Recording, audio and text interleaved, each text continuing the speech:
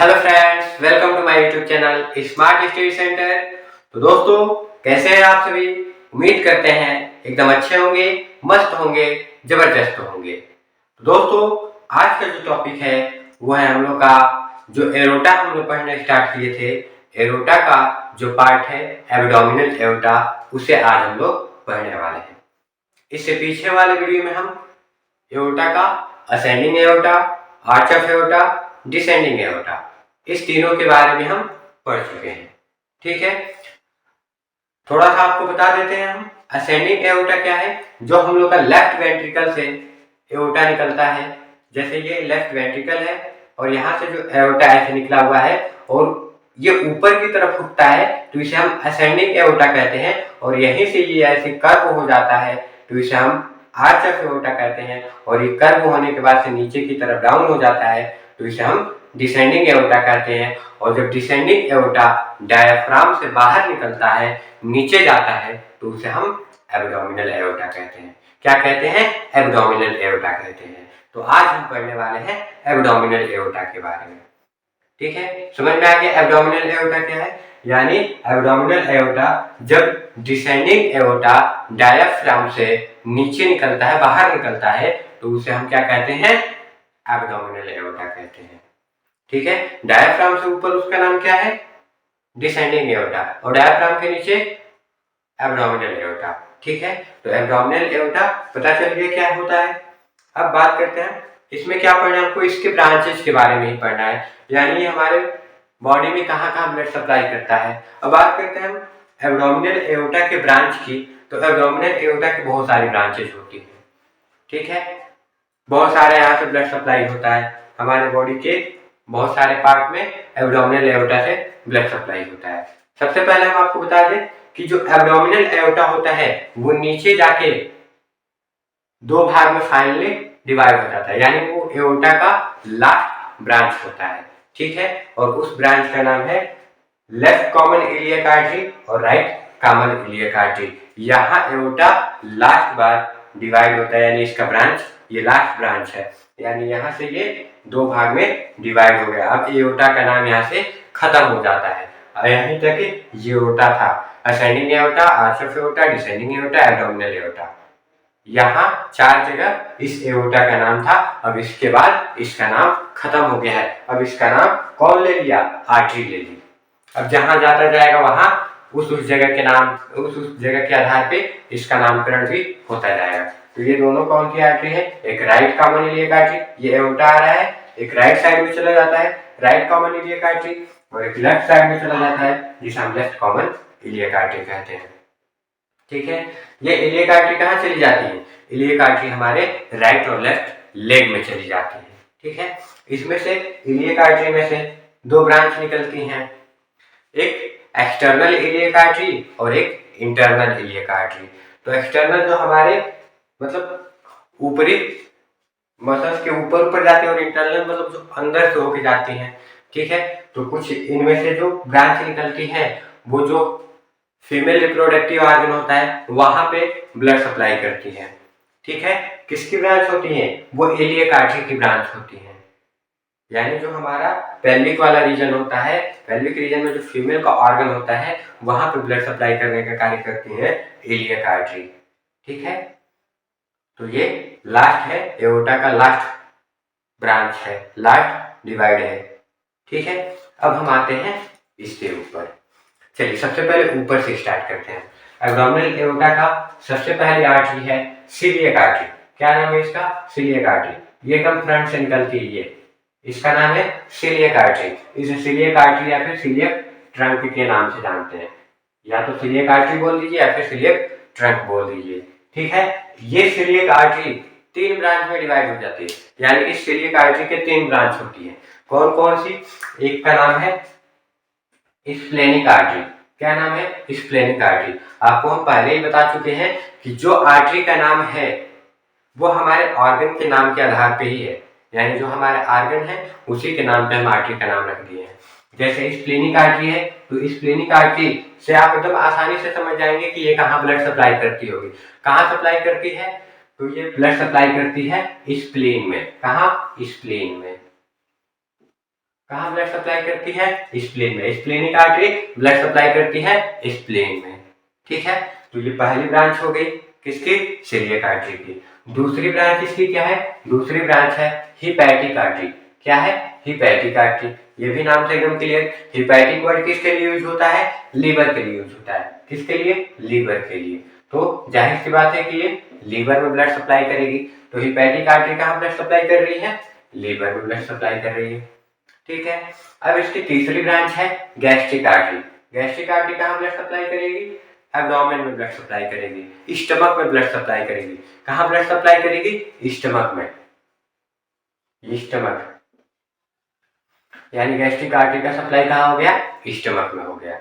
ठीक है, coeliac artery समझ में आ गया। सिलियक आर्टरी के 3 ब्रांच है, तीनों अलग अलग ब्लड सप्लाई करती हैं। एक लीवर में सप्लाई कर रही है जिसे हम हिपैटिक आर्टरी कहते हैं, दूसरा स्प्लीन में ब्लड सप्लाई कर रही है जिसे हम स्प्लेनिक आर्टरी कहते हैं, और तीसरा स्टमक में ब्लड सप्लाई कर रही है जिसे हम गैस्ट्रिक आर्टरी कह रहे हैं। ठीक है, अब इसके नीचे आते हैं। सॉरी, देखिए इससे नीचे आएंगे तो हमको लेफ्ट रीनल आर्टरी दिखेगी, और इसके साइड में ही जस्ट हमको राइट रीनल आर्टरी दिखेगी। Left renal artery, right renal artery. Renal, नाम में है रीनल। रीनल वर्ड एक आर्गन के लिए यूज होता है, उसका नाम क्या है? किडनी। उसका नाम है किडनी। तो इसका सप्लाई कहाँ हो जाएगा? किडनी में हो जाएगा। कहाँ होगा? किडनी में। ये left renal artery left kidney में ब्लड सप्लाई करेगी, और right renal artery right kidney में ब्लड सप्लाई करेगी। ठीक है, कोई कंफ्यूजन नहीं होना भी नहीं चाहिए। ठीक है, अब इससे नीचे आते हैं हम, तो जस्ट हम लोग के इसके बीच में ही एक आर्टरी होती है, उसका नाम है सुपीरियर मेजेंट्रिक आर्टरी। क्या नाम है? Superior mesenteric artery. Superior mesenteric artery कहाँ ब्लड सप्लाई करती है? पैनक्रियाज में ब्लड सप्लाई करती है, लार्ज इंटेस्टाइन में ब्लड सप्लाई करती है, और स्मॉल इंटेस्टाइन में ब्लड सप्लाई करती है। सुपीरियर मेजेंट्रिक आर्टरी कहाँ ब्लड सप्लाई कर रही है? Pancreas, small and large intestine में ब्लड सप्लाई करती है। कौन? Superior mesenteric artery. और इसके साथ साथ हम देख ले रहे हैं इन्फीरियर मेजेंट्रिक आर्टरी। एक सुपीरियर मेजेंट्रिक आर्टरी होती है और एक इन्फीरियर मेजेंट्रिक आर्टरी होती है। तो इन्फीरियर मेजेंट्रिक आर्टरी ये रही। इन्फीरियर मेजेंट्रिक आर्टरी कहाँ ब्लड सप्लाई करती है? तो लार्ज इंटेस्टाइन में। ओनली वन लार्ज इंटेस्टाइन में ब्लड सप्लाई करती है। लेकिन superior large intestine, small intestine और साथ साथ पैनक्रियाज में ब्लड सप्लाई करती है। लेकिन इन्फीरियर कहाँ? ओनली वन लार्ज इंटेस्टाइन में। तो सुपीरियर मेजेंट्रिक, इन्फीरियर मेजेंट्रिक हो गया। अब हम आगे चलते हैं। लेफ्ट गोनेडल आर्टरी और एक होता है राइट गोनेडल आर्टरी। ये रहा हम लोग का लेफ्ट गोनेडल आर्टरी और ये रहा राइट गोनेडल आर्टरी। ये जो भी गोनेड्स होते हैं उस गोनेड्स में ब्लड सप्लाई करने का कार्य करता है। Right gonadal artery right side में सॉरी, और left gonadal artery left side में। लेफ्ट के जो गोनेड्स हैं और जो राइट के गोनेड्स हैं वहां ब्लड सप्लाई करने का कार्य होता है राइट और लेफ्ट गोनेडल आर्टरी का। ठीक है, क्लियर? ये रहा राइट गोनेडल आर्टरी और ये रहा लेफ्ट गोनेडल आर्टरी। अब इसके बाद हम आते हैं, हमको इसके बाद देखते हैं लंबर आर्टरी। क्या आता है? Lumbar artery. ये रही हम लोग की lumbar artery.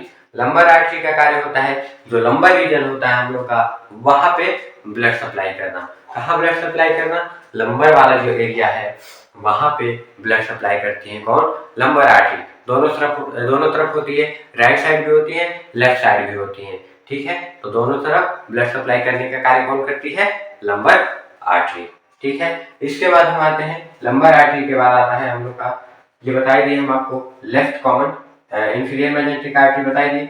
Left common iliac artery ये हम लोग के लेफ्ट लेग की तरफ चली जाती है, और राइट कॉमन इलियक आर्टरी ये राइट लेग की तरफ चली जाती है, और ये आगे जाके 2 ब्रांच में ये डिवाइड होती है। ठीक है, जैसे आगे जाएंगे 2 ब्रांच में ये डिवाइड हो जाती है। ठीक है, एक लेफ्ट इंटरनल इलियक आर्टरी और एक लेफ्ट एक्सटर्नल इलियक आर्टरी। ये भी 2 भाग में डिवाइड हो जाती है, एक left internal iliac right internal iliac artery और एक left right external iliac artery. ठीक है, तो ये 2 भाग में जाके डिवाइड हो जाती है, और हम लोग के पूरे लेग के नीचे वाले यानी जो फुट है, फुट तक ब्लड सप्लाई करने का कार्य करती है। इसी में पॉप्लेटियल आर्टरी, कई सारी आर्टरी नीचे आती जाती है। जो हम लोग का पॉप्लेटियल सरफेस होता है उसके नाम पे पॉप्लेटियल आर्टरी हो जाती है। ठीक है, तो ऐसे ये हमारे नीचे तरफ डाउन चली जाती है और हमारे लेग तक ब्लड पहुंचाने का कार्य करती है ये। ठीक है, इसके बीच में आपको एक और आर्टरी दिख रही होगी, ये इसका नाम है मिडिल सैक्रल आर्टरी। क्या नाम है? Middle sacral artery. Middle sacral artery जो होती है, सैक्रम जो होता है, सैक्रम वाले एरिया में ब्लड सप्लाई करने का कार्य करता है sacral artery, middle sacral artery. ठीक है, तो ये रहा हम लोग का आर्टरी यानी एब्डोमिनल एओर्टा। हम लोग का आर्टरी वाला पोर्शन क्लियर हो गया, यानी जो आर्टेरियल सिस्टम है, आर्टेरियल सिस्टम कंप्लीट हो गया। अब हम लोग का नेक्स्ट टॉपिक है वेंस, यानी अब हम आगे पढ़ने वाले हैं वेंस के बारे में। ठीक है, तो वो हम नेक्स्ट वीडियो में पढ़ेंगे। उम्मीद करते हैं जो भी हम यहाँ पे जो कुछ भी बताए हैं आपको एकदम अच्छे से समझ में आ गया होगा। यदि कुछ आपको नहीं समझ में आया है या फिर कोई चीज़ समझने में दिक्कत आ रही है तो उसको आप कमेंट बॉक्स में कमेंट करिए कि हमको ये चीज़ नहीं समझ में आई है। हम नेक्स्ट वीडियो में उसको पूरी एक्सप्लेन करने की कोशिश करेंगे।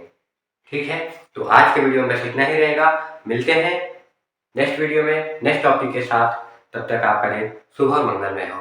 ठीक है, जाने से पहले आपसे एक छोटी रिक्वेस्ट करके जा रहे हैं कि यदि वीडियो अच्छी लगी है तो लाइक कर दीजिए, कमेंट्स कर दीजिए, शेयर कर दीजिए अपने फ्रेंड्स को, और यदि आप हमारे चैनल पर नए आए हैं तो चैनल को सब्सक्राइब कर दीजिए, साथ ही साथ बेल आइकन को प्रेस कर दीजिए ताकि जब भी मैं कोई नया वीडियो अपलोड करूँ उसका नोटिफिकेशन आपको मिल जाए। ठीक है, वैसे ही काम करना है आपको। धन्यवाद।